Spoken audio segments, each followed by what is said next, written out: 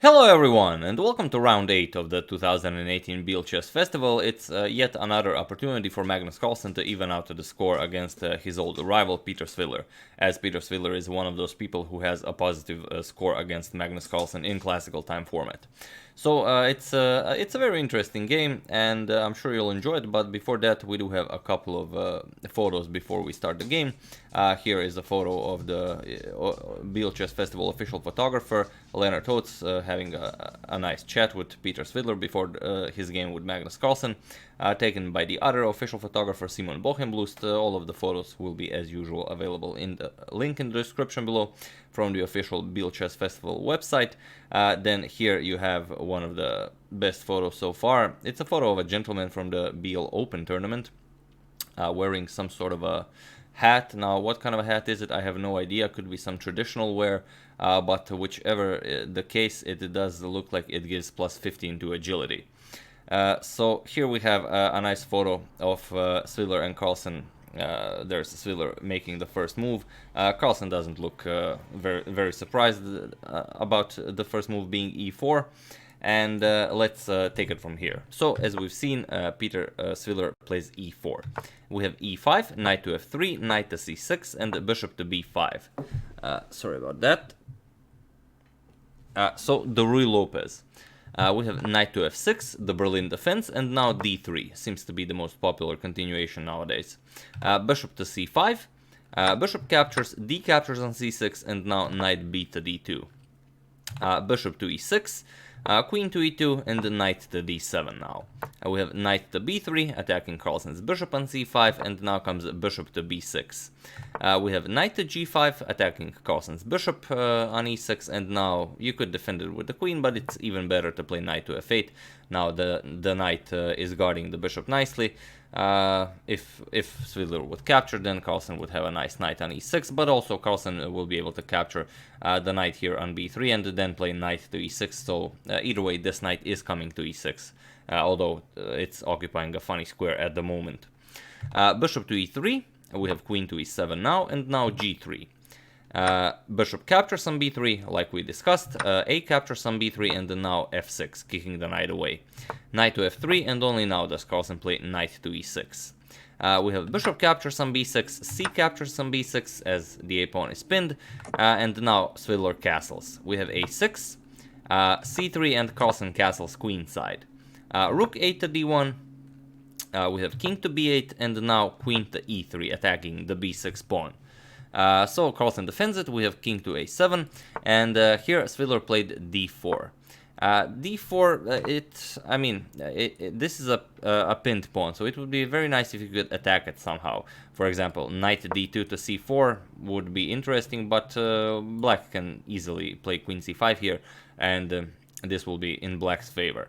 So what you can do here, if you don't want to push for exchange like Svidler did immediately, perhaps b4, not allow this queen to c5 move, but even after black starts pushing on the king side, knight to d2, preparing knight to c4, black will simply push, and after knight to c4, black will go queen c7, defending here, and again it will be a nice position for black. He already expanded quite nicely on the king side. He will simply position his rooks and then push even further.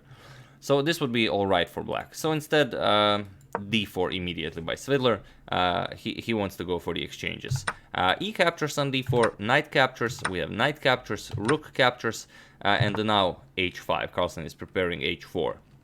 So of course, Carlsen doesn't want to capture on d4, but Svidler doesn't want to capture on d8. So here, rook f1 to d1. Rook captures on d4, only now does the pawn capture, c captures on d4, and now h4. d5, and now h captures on g3. H captures on g3, and here Carlsen played queen to e5. Queen to e5 is a good move, but perhaps c captures on d5 was also playable. For example, e captures on d5, queen captures on e3, f captures on e3, and okay, you have improved. This f-pawn now became a central pawn, but now white has 3 pawn islands and black has 2 pawn islands, so definitely in black's favor. And although white now does have 2 central pawns, you will not be able to push this pawn alongside this pawn, as the f6 pawn will be defending it. So after you bring the king into the game, let's say e4, king c7, king g2, king d6, black would be perfectly fine here, and I'm pretty sure Carlsen would enjoy playing this position, so it's very peculiar why he decided not to go for this queen exchange and this endgame. But okay, I didn't check out the interview as I didn't catch the live coverage, but if any of you have, and if they've commented on it, feel free to share in the comments. Here Carlsen played queen to e5, probably with the idea that the b2 pawn is now attacked, and perhaps he wanted to go for the same idea after Svidler somehow either decides to defend the b2 pawn, or he wanted to see what Svidler would do here. But Svidler played queen to f3, now c captures on d5 and e captures on d5 will not result in a queen trade. So c captures, e captures, and here comes queen captures on b2, capturing the pawn. And Carlsen is now up a pawn, but Svidler now has a very strong pass pawn, so he pushes it, d6. We have rook to d8, now comes d7, and now it's very hard to imagine that black could actually achieve something here with his pawn up, as white already has a pawn on d7. Carlsen played queen to c2, attacking the rook on d1. We have rook to d6, we have queen to c5, attacking the rook and also adding defense to the b6 pawn, queen to d1, and now queen to f5. There's really not all that much to do here. Svidler attacks Carlsen's queen, rook to d5, we have queen to e4, and now rook to d4.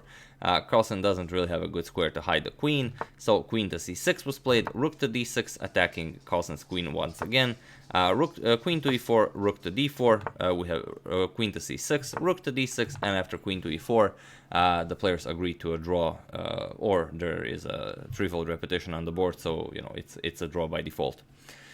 So yeah, that's Svidler versus Carlsen from round 8 of the 2018 Biel Chess Festival. Carlsen was not able to even out to the score, and Svidler will, for who knows how long, keep his positive result against Magnus Carlsen. And before I forget, let's check out the standings after round 8. So Shakhriyar Mamedyarov still in the lead with a full point ahead of Carlsen, 6 out of 8, and then Magnus Carlsen 5 out of 8. Then Peter Svidler 4.5 out of 8, Maxime Vachier 4 out of 8, Navara David 3.5 out of 8, and Nico Georgiadis 1 out of 8, as he did draw another game today against David Navara. So tomorrow will be an epic showdown, as tomorrow Carlsen faces Shakhriyar Mamedyarov. Carlsen does have the black pieces, so it's very hard to say what we could expect from that. And although that game will be extremely important in deciding the outcome of the tournament, I'm sure Peter Svidler will have a lot to say about this tournament as well, as tomorrow he faces David Navara with the black pieces, so perhaps if he does well in that game, then Svidler faces Shakhriyar Mamedyarov in the final round, where Svidler will have the white pieces against Mamedyarov. So the final round will be also very difficult for Mamedyarov, as Svidler is excellent with the white pieces. And as expected, in the final round of the 2018 Biel Chess Festival, Carlsen faces his old nemesis Nico Georgiadis. Okay, now he is not the only one who wasn't able to defeat him, as Nico also was able to draw a game against David Navara. But in the final round, Carlsen will have the white pieces against Nico Georgiadis, so he will definitely have to push for something there. So definitely going to be an interesting last 2 rounds, so very happy to check it out. I hope I will catch some of the live coverage. So that's the game. I do hope you enjoyed it and that you're enjoying the coverage of the Biel Chess Festival so far. I would like to thank Jared Christopher Ballard and Christopher Detone for a contribution to my channel. Thank you a lot, I really appreciate it. As usual, you can check 2 of my previous videos here. Thank you all for watching, and I will see you soon with... of course, the last 2 rounds of the Biel Chess Festival, but tomorrow morning we're normally continuing the Bobby Fischer story. And I would also like to thank Alan Labrish for your contribution, as I have forgotten to mention it. So thank you all, and I will see you soon.